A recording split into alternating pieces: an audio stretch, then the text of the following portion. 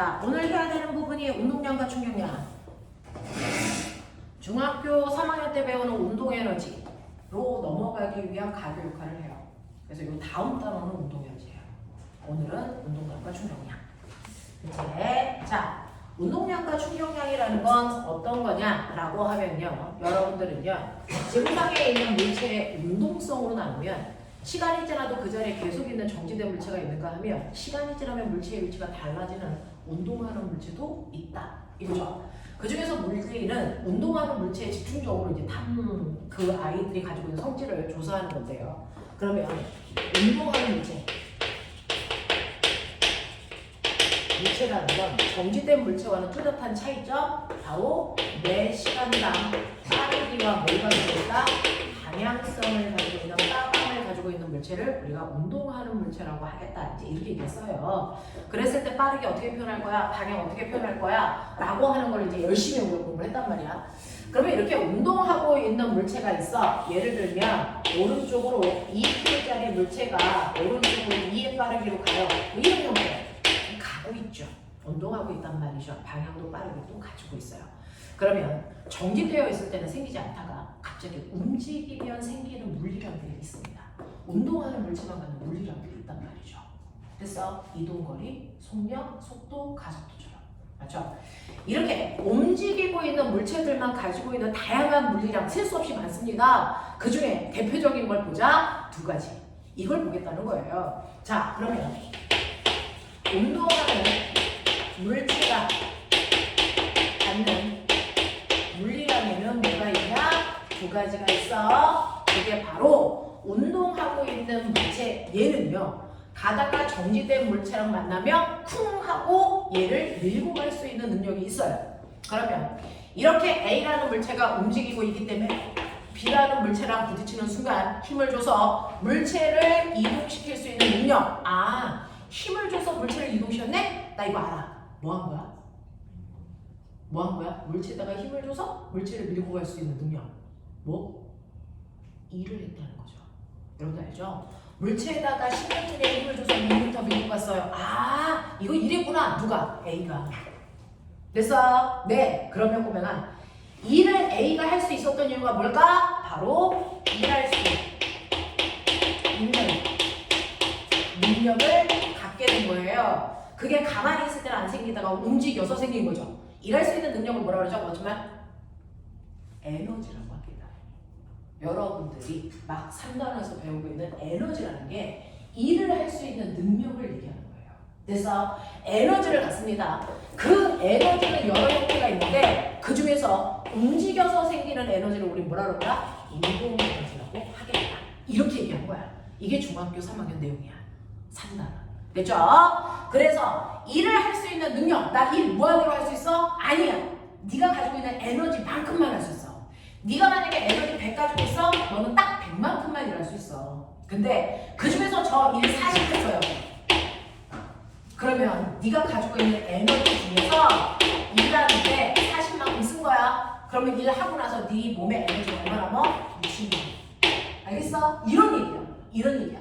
그래서 에너지라는 건 일을 할 수 있는 능력이다. 근데 그 일을 할 수 있는 능력에는 여러 가지가 있어요. 기준면보다 높은 곳에 있는 물체가 갖는 위치 에너지도 있고요. 움직이기 때문에 생기는 운동 에너지도 있어요. 됐어? 그 중에서 움직일 때 생기는 운동 에너지라는 거. 됐어? 이걸. 아, 움직이는 물체가 갖는 운동 에너지? 아, 이거 얘기하는 거구나. 그 운동 에너지 어떻게 구해? 학교 다닐 때 해. 운동 에너지 어떻게 구해? 2분의 1 m v 제곱인 겁니다. 그래서 모든 물체의 운동 에너지는 2분의 1 mv 제곱으로 구하는데요. 그 중에서 m이라고 하는 건 그 물체의 질량입니다. 그래서 v라고 하는 건 뭐냐면 그 물체의 속력이야. 속도 아니야. 방향 상관없어. 그래서 너네들의 학교가 어떤 학교인지 모르겠지만 맨날 나오는 문제가 뭐냐면 기준면으로부터 10m 높이에 어떤 물체 2kg짜리가 있는데 어떤 아이는 위로 10의 빠르기로 던져, 어떤 아이는 수평으로 10의 빠르기로 던져, 어떤 애는 아래로 10의 빠르기로 던져. 알겠어? 그럼 던지는 이 순간 1번, 2번, 3번 어느 방향으로 던질 때 운동 더 크니? 라고 묻는 거야. 던지는 그 순간 운동 에너지 더 큰 거.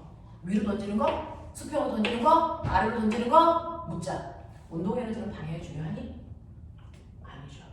방향 없는 질량과 방향 없는 속력으로 가기 때문에 운동 에너지라는 모든 에너지는 방향이 없습니다.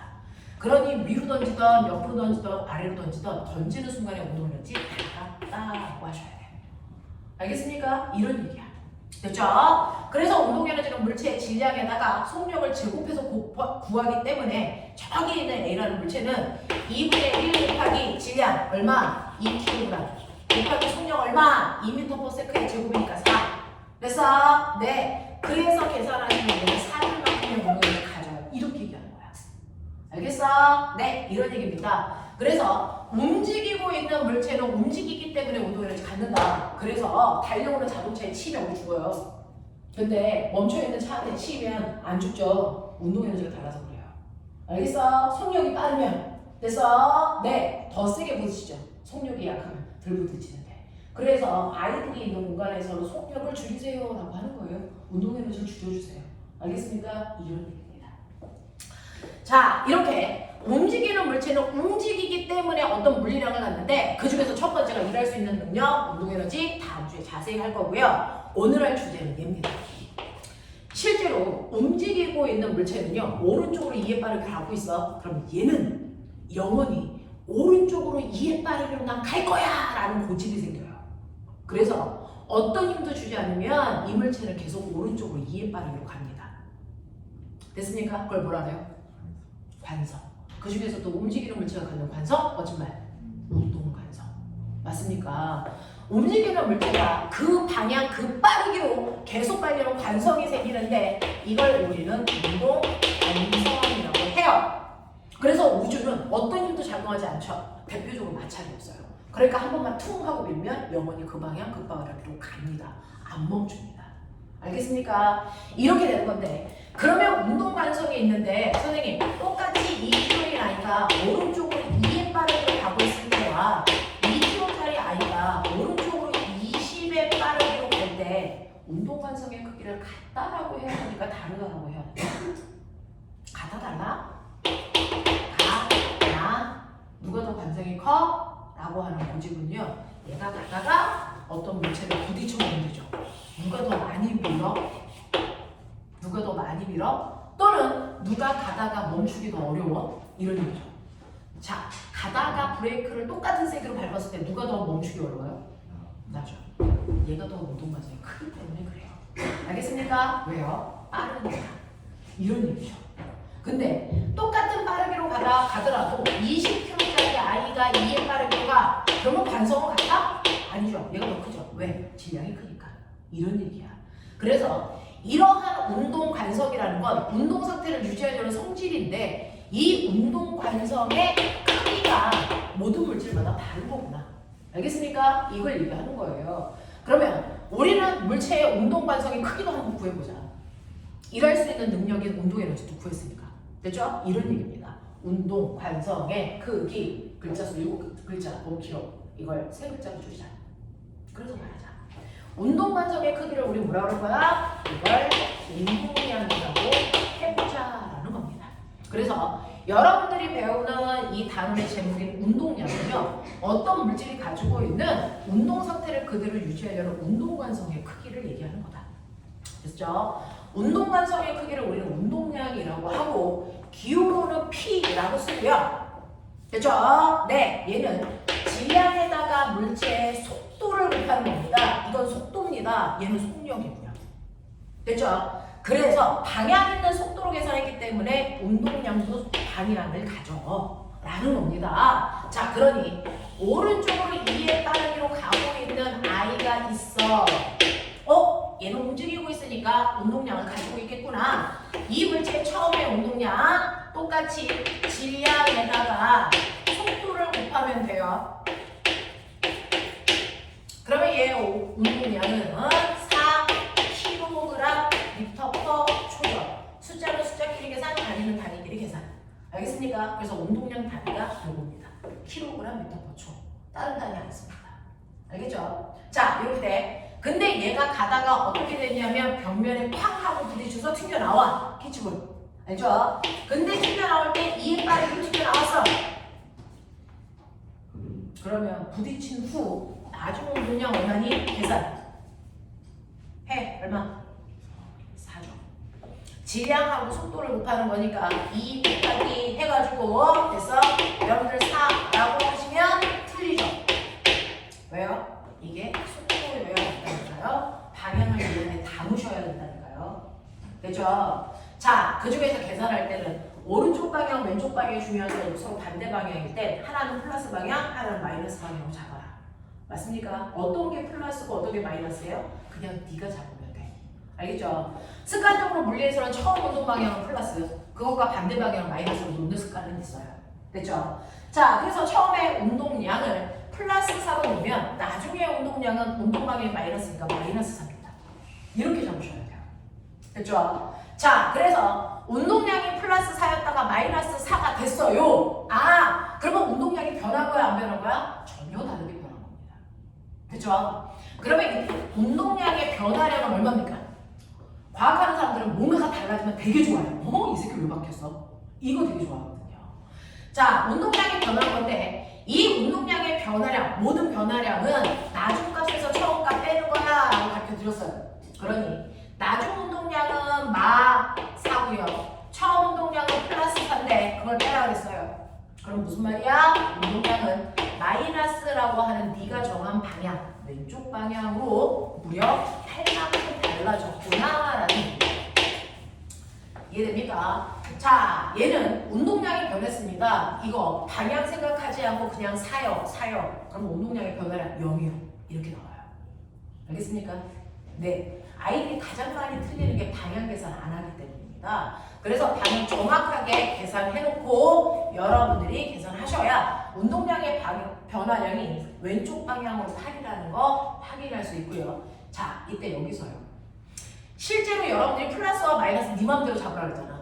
그러니까 네가 답을 쓸 때 그냥 마이너스 8이라고 쓰면 이거 틀려. 왜? 네가 잡은 마이너스가 어느 방향인지 선생님들은 알 수 없어. 그러니까 답을 쓸 때는 왼쪽 방향으로 8만큼 바뀌었어요 라고 쓰시면 됩니다. 알겠습니까? 이렇게 쓰면 됩니다.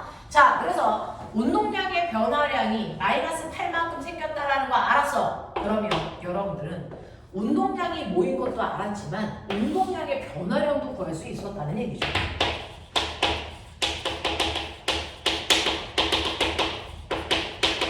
자, 운동량의 변화량 또 7글자. 너무 길어. 3글자로 줄여. 이걸 뭐라 할까? 이걸 충격량이라고 부르면 돼요. 됐죠? 그래서 오늘 배울 제목 운동량과 충격량이 뭔지 납득이 되시죠? 자, 운동량이라는 건 운동관성의 크기로 MV로 계산합니다. 됐죠? 자, 그 다음에 충격량은요, 운동량의 변화량을 부르는 다른 이름이다. 그래서 운동량의 변화량을 우리는 충격량이라고 하고요. 이거를 뭐라고 쓰냐면 우리는 I라는 기호로 다시 써요. 다시 씁니다. 그래서 충격량이라는 I는 운동량의 변화량을 얘기하는 거지 운동량을 얘기하는 게 아니야. 그러니까 나중 운동량에서 처음 운동량을 빼서 계산하시면 그 량이 운동량의 변화량이자 충격량이야. 알겠어? 그러니까 얘 충격량 얼마예요? 마이너스 8이죠. 이렇게 쓰면 되죠. 됐죠? 똑같은 말이야. 근데 뭘 알고 싶냐면 왜 변했는지가 궁금한 거야. 운동량의 변화량이 얼마인지 알겠어. 근데 왜 변했어? 그 변화를 시키는 원인은 뭐야? 이거 생각하고 싶은 거죠. 자, 꼬맹아. 얘가 운동량이 변했어요? 왜 변했니? 질량이 바뀌었니? 아니요. 뭐가 바뀌었어? 속도가 바뀌었어. 속도는 빠방이야. 빠방을 변화시키는 유일한 능력 뭐라고 했어? 힘이죠. 그러니까 얘가 벽에 쾅 하고 부딪히는 그 순간 벽이 공한테 뭘 줬다? 힘을 줬다라는 얘기야. 어느 쪽으로? 운동량이 변하는 왼쪽 방향으로 힘 줬어요. 이 뜻입니다. 알겠습니까? 자, 그래서 이런 식으로 운동량이 변하는 충격량이야. 그 충격량이 생기는 이유는 부딪히는 순간 힘 받아서 그래! 라는 걸 알 수 있어요. 근데 힘을 받는데요. 힘을 잠깐 동안 받으면 조금만 받고 말아. 근데 그 똑같은 크기의 힘이라 조금이라도 잠깐이 아니고 길게 받으면 많이 바뀌죠. 무슨 말인지 알아? 그래서 이러한 운동량을 변화시키는 원인은 됐어. 힘과 그 힘을 받는 데 걸린 시간이다라는 겁니다. 그래서 시간과 힘의 곱이 총 변화량에 가깝다라고 하는 걸 알아냈어요. 됐어. 그래서 여러분들이 알아내시는 것처럼 충격량의 크기를 구하는 방법, 운동량의 변화량으로 구해도 되고요. 직접적으로 FT로 곱해도 돼요. 됐어. 그래서 오대원 병신 FT 아일랜드. 아이돌팀 이름이잖아요. 그죠? 이용기가 있는 팀 검색해보세요. 핫합니다. 그죠? FT 아일랜드가 MVP 상 탔다. 오대원 병신이다. 알겠어? 이렇게 외우면 되지? 되겠지? 네. FT 아일랜드 MVP 오대원 병신이다. 자, 이런 식으로 해서 여러분들이 운동량과 충격량의 관계를 이해했습니다. 자, 그러면 이러한 관계를 통해서 얘가 운동량이 마이너스 8라고 바뀌었으니 얘 충격량이 마이너스 8 됐어? 그러면 힘과 힘을 받은 시간의 곱도 마이너스 8 나와야 돼. 자, 그래서 잘 봤더니 얘가 벽에 부딪힌 순간부터 튀어나올 때까지 1초 걸린 0.1초 걸렸어 라고 하자.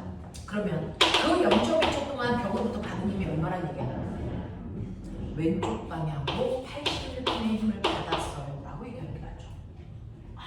왼쪽 방향으로 얘는 마이너스 80N의 힘을 받았네. 0.1초 동안 이런 얘기입니다. 이래.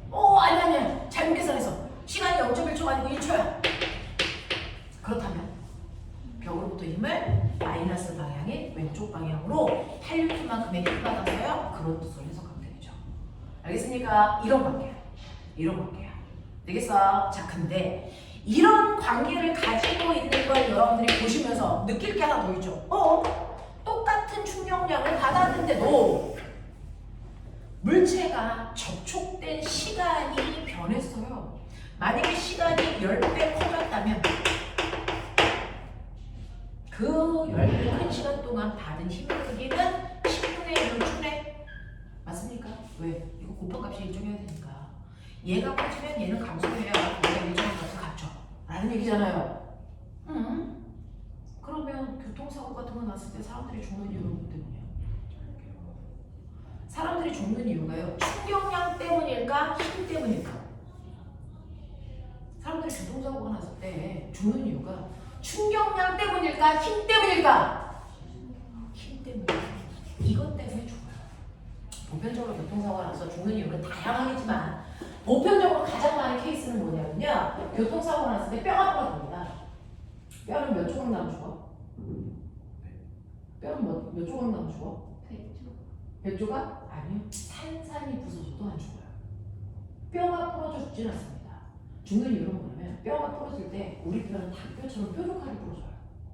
인간뼈가 뾰족하게 부러지면 그 뾰족하게 부러진 뼈다귀가 뭘까요? 그 옆에 있는 내장을 찔러요. 그럼 과다출혈을 주는 거예요.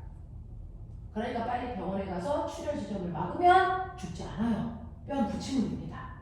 알겠습니까? 뼈 조각이 몇 개냐에 따라 중요한 건 아니고요. 그건 부러져도 상관없어요. 됐죠? 네. 자, 목숨이 위험한 건 과다출혈 때문이에요.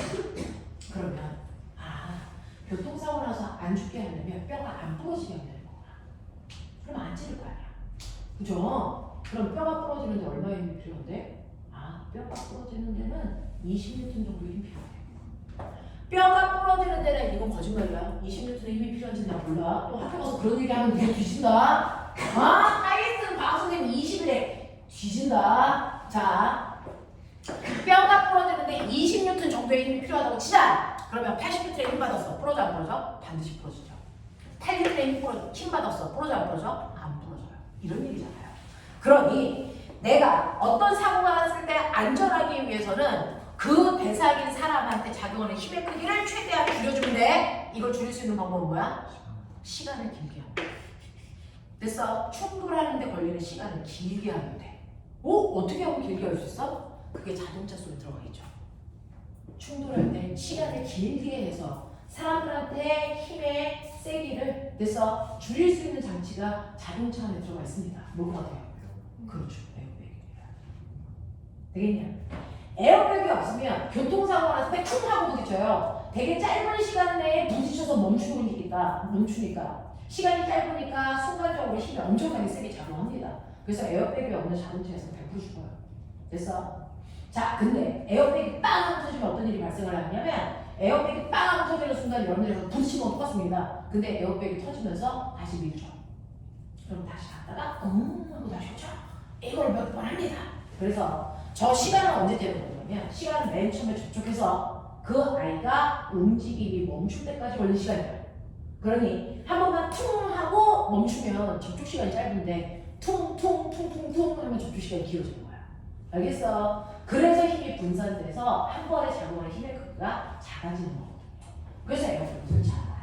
됐어? 근데 자동차는 자체적으로도 저렇게 시간을 길게 하는 장치가 외부에도 있어요. 볼 것 같아요? 자동차가 부딪히면 가장 많이 찌그러지게 만드는 범퍼이죠. 그게 찌그러지지 않을 때보다 찌그러지는 때가 시간이 더 많이 걸리거든요. 됐어? 그래서 자동차 앞에 있는 범퍼는 잘 찌그러지는 걸로 만듭니다. 그러니까 집에 가다가 좋은 차를 딱 봤는데 다리로 쑥 눌러와, 쑥 들어가. 알겠어? 그러면 아빠한테 뒤져. 알겠냐? 그거 조금만 쑥 지나가도 몇백만 원이야. 알겠냐? 네. 이렇게 건드리는 게 아니야. 자동차는. 자, 그래서 그렇단 말이죠. 범퍼하고 에어백이 그렇게 시간을 길게 해서 힘의 크기를 줄여주는 안정장치야. 자, 이거를 그래프로 그려도 납득이 된다. 실제로요, 충격량이라는 걸 나타내는 그래프에서 충격량 그래프 여기네. T 됐어? 왜? 충격량 I는 FT 알려주니까. 자, 그랬을 때요, 예를 들어 얘는 8N의 힘을 1초 동안 받았어, 뭐 이런 느낌이잖아. 그러면 8N의 힘을 1초라는 시간 동안에 받았어. 이런 얘기야. 맞아? 자, 그럼 꼬맹아. 힘 있어? 시간 있어? 충격량은 어디 있어? 얘 어디 있어? 얘? 네. 힘은요, 세로축에 있고요. 시간은 가로축에 있으니 이거의 곱이 뭐다? 면적이다. 알겠습니까? 그러니까 이 그래프 면적이 바로 충격량, 다시 말할게요. 운동량의 변화량을 얘기합니다. 되겠어? 이런 느낌이야. 근데 실제로는 이 그래프는 안 나오죠. 왜요? 실제로 어떤 물체도 부딪혀서 멈출 때까지 힘이 일정한 크기로 작용하지 않습니다. 그래서 실제로는 이 그래프를 그리면 부딪혀서 멈출 때까지 1초가 걸리는데 그 1초라는 시간 동안의 힘은 순간 커졌다가 작아지는 이런 형태가 나와요. 되겠어? 이렇게 됩니다. 그러면 우리가 맨날 구하는 그 8N라는 힘은 어느 부위야? 제일 높은 이게 8N입니다. 우리가 구하는 거야. 알겠어? 우리가 맨날 얘기하는 8N이라는 힘은 이걸 얘기한다. 납득하겠니? 네. 근데 꼬맹아, 만약에 접촉 시간이 1초보다 10배 더 길어져서 10초라고 쳐봐. 그러면 작용하는 힘은 0.8N밖에 안 되겠지? 이런 느낌이지? 오케이. 자, 그럼 꼬맹아, 이 시간은 10배 길게 한다고 쳐. 그래도 안에 있는 충격량이라는 원리는 그대로 8을 유지해야 돼. 그러면 면적의 크기는 똑같은데 이 가로의 길이를 10배 크게 해? 그럼 세로의 높이는 어떻게 될까? 네, 줄어들겠죠. 그래서 얘 모습이 어떤 모습이 나오는지 이런 모습이 나와. 알겠어? 그래서 충격량이 줄어들죠. 하겠냐? 이런 얘기야. 그래서 접촉 시간이 길수록요, 물체에 작용하는 힘의 크기는 줄어들 수밖에 없어서 그 원리를 이용해서 우리는 안전장치라고 하는 에어백과 범퍼 같은 걸 만든 거다. 되겠습니까? 이렇게 된다라고 하는 겁니다. 자, 그러면 이런 식으로 물체가 부딪힐 때는요, 항상 충돌이라는 게 일어나면서 그 안에 충격량이라는 게 생기죠. 다시 말해 운동량이 변합니다. 자, 그 과정을 선생님이 한 번만 다시 그려볼게요. 실제로 이렇게 물체가 있어요. 자, 앞에 덩치 커다란 10kg짜리 홍아가 이리라고 빠르기로 엉금엉금 기어가. 근데 뒤에 꼬맹이가 열나 빨리 날라와. 얘 얼마? 10배 빠르기로 날라와. 뭐 이런 애가 있어요. 그러면 우리는 잠시 후에 어떤 일이 일어날지 안 가르쳐줘도 당연하죠. 어떤 일이 일어날까? 충돌해.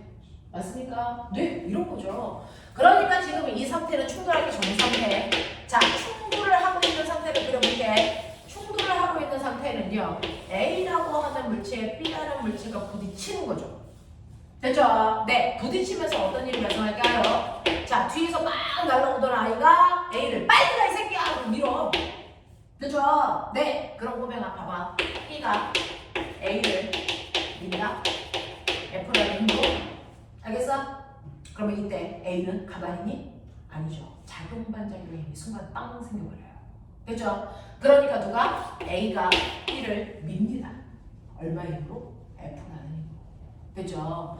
A가 B를 너 나가 이 새끼야! 그럼 밀어요. 근데 작용과 반작용이기 때문에 반드시 힘의 근이 같습니다. 10N, 10N. 맞습니까? 네, 방향만 바뀌는 뿐이죠. 됐죠? 이런 힘이 생겨. 그래서 서로 똑같은 크기의 힘으로 빵 하고 밀어.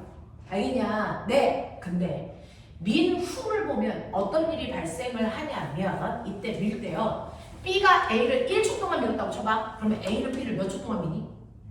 1초 동안 밀어요. 왜? 접촉하고 있는 순간이 같기 때문에. 그 시간 동안 미는 거거든요.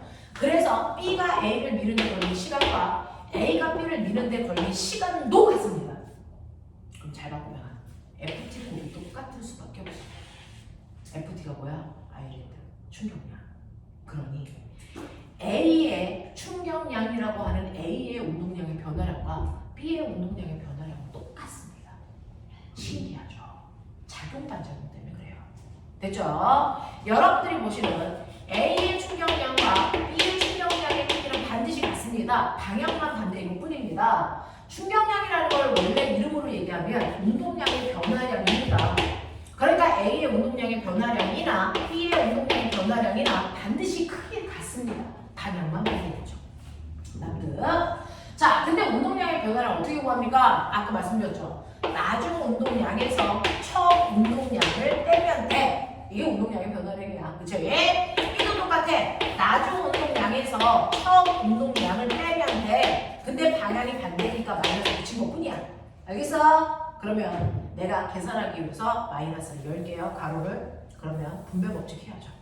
마이너스, 플러스. 보입니까? 자, 그래 놓고 나중 운동량은 나중 운동량끼리 묶을게요. 처음 운동량은 처음 운동량끼리 묶을게요. 그럼 뭐가 보여요? 뭐가 보이냐면 충돌하기 전 A와 B가 가지고 있는 처음 운동량의 합이 충돌이 끝난 후에 A와 B의 나중 운동량의 합이랑 반드시 같다라고 하는 걸 우리가 느낄 수 있다. 알겠습니까? 네. 자, 이걸 우리는 뭐라 그런다? 이걸 운동량 보존 법칙이라고 한다.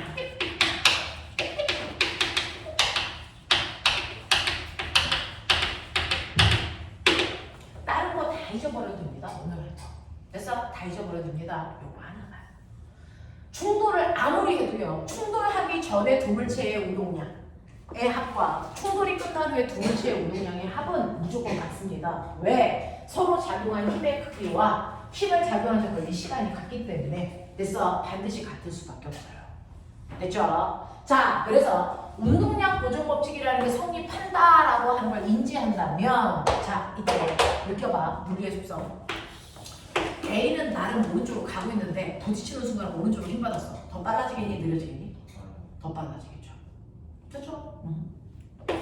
그래서 A라는 새끼가 10kg짜리가 더 빠르게 가서 A가 2가 됐다고 치자. 그럼 B를 봐. B는 오른쪽으로 오고 있는데 부딪히는 순간 힘을 왼쪽으로 받았어. 빨라질까 느려질까? 나름 느려지겠죠? 자, 느려져서 속력만 느려질 수도 있고 방향도 바뀔 수도 있어요. 충돌해서 거꾸로 나갈 수도 있어요. 됐어? 그러면 A가 충돌한 후에 운동 상태는 줬어. 그럼 B의 충돌한 후에 운동 상태 좀 네가 알아봐. 얘 오른쪽으로 가 왼쪽으로 가? 얼마에 빠르게 가? 그거 알아맞혀봐. 를 이걸로 푸는 겁니다. 운동량 뭐지? 되겠어? 충돌 전의 운동량과 충돌 후의 운동량 계산할 수 있거든요. 충돌 전이요. 운동량은 속도로 구하는 거다. 속도는 방향이다.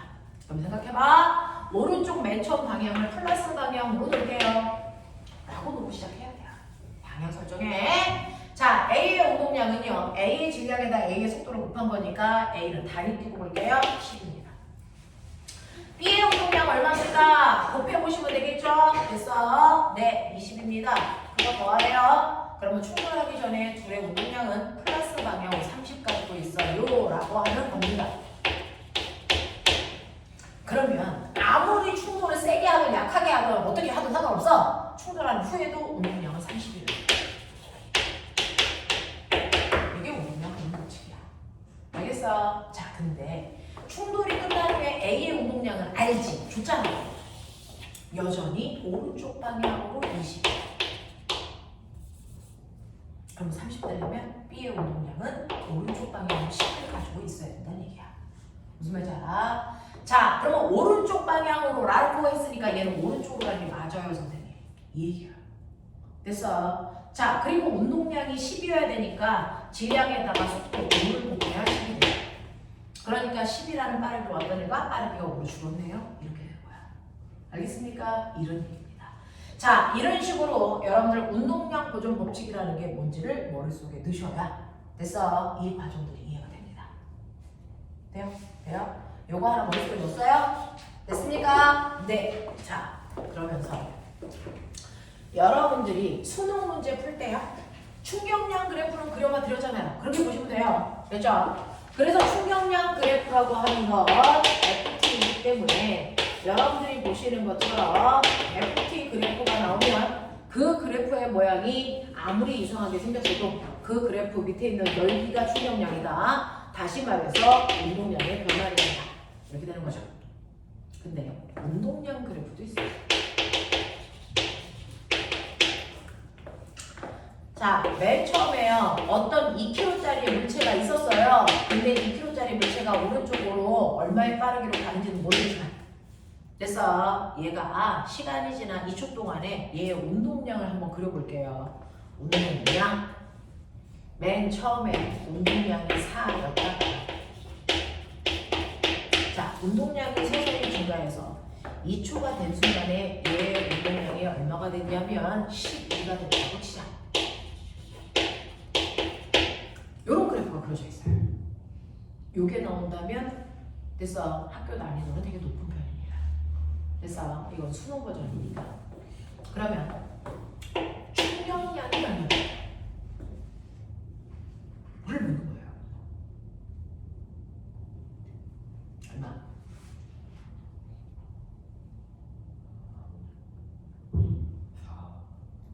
이죠. 충격량이 얼마입니까? 라고 물어보면 아이들은 충격량이 얼마야? 를 생각하면 이거는 못하는 방법이에요. 충격량이 원래 있는 거예요. 네. 그래서 충격량이 뭔지를 생각하셔야지 답이 뭐야를 생각하는 게 아닙니다. 알겠죠? 자, 충격량은 운동량의 변화량이에요. 그러니까 0초에서 2초로 갈 때 운동량이 얼마나 달라졌니? 이 얘기잖아요. 자, 0초일 때 운동량 4, 2초가 되면 운동량 얼마? 12. 그래서 운동량의 변화량이 높이 변화량이죠. 얼마? 8이 맞아요. 알겠어? 이 얘기예요. 그래서 충격량이 얼마니? 라고 하면 충격량이 여기 보이지 않거든요?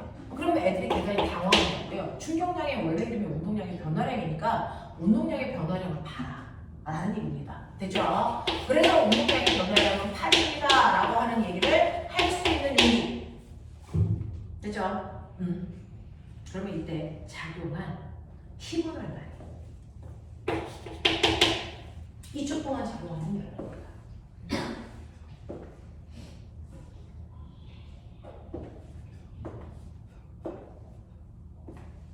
충격량이 어떻게 구해져? 어디 있어? 이 얘기예요. 충격량이 어디요? 요게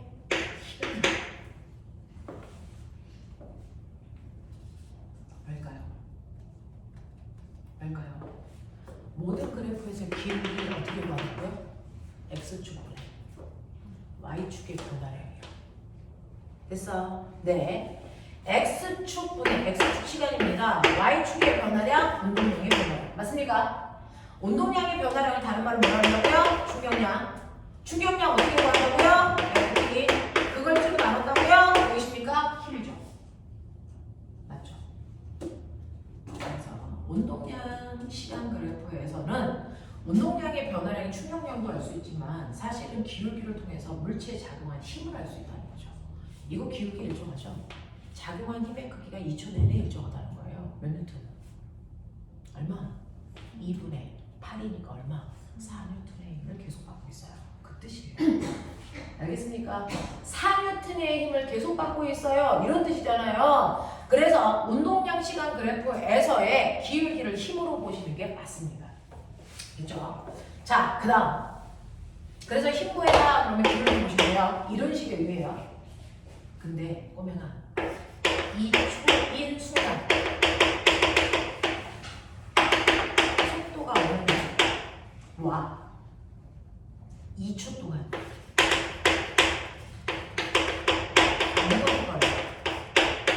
요거 해결할 수 있니? 해봐. 요거 고등학교 그냥 이렇게 나와요. 그죠? 하나를 배우고 그걸 앞에서 배운 내용으로 응용. 됐어? 이렇게 가. 그래서 애들이 헬이라고 하는 거야. 해봐. 2초인 순간의 속도는 얼마야? 2초 동안 간 거리는 얼마야? 여기까지만 하면 끝낼 테니까 빨리 풀어.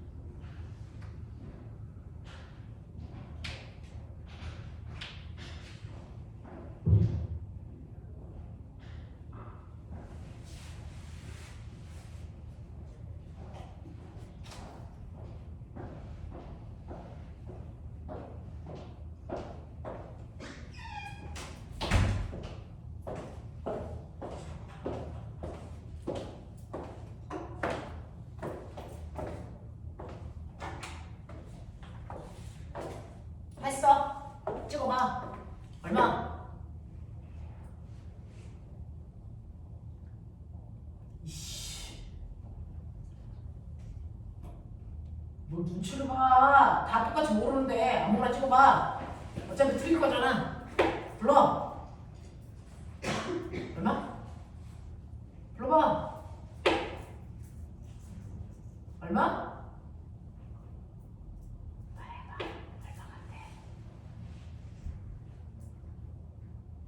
하성, 얘기해 빨리. 모르겠죠. 얘는 얼마야? 얘기해요. 꼬매야, 많이 고민해봐야 돼. 이걸 어떻게 풀란 얘기야? 저거 풀 수 있는 방법이 뭐야? 이렇게 접근해야 돼. 풀 수 있는 방법이 있으니까 되는 거지. 됐어. 그걸 니네가 배운 거 바운더리 안에 있어. 그러니까 해보라는 거야. 단지 그동안 그 방법을 안 써봤기 때문에 낯선 것 뿐인데 신기한 거 보여줄게.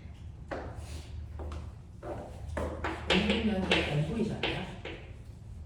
그럼 머리 좀 촉해. 이걸 n으로 나누면 어떻게 되니? V만 나눠. 운동량을 질량으로 나누면 속도가 돼요. 당연하지 않아요? 그죠? 질량을 줬잖아요.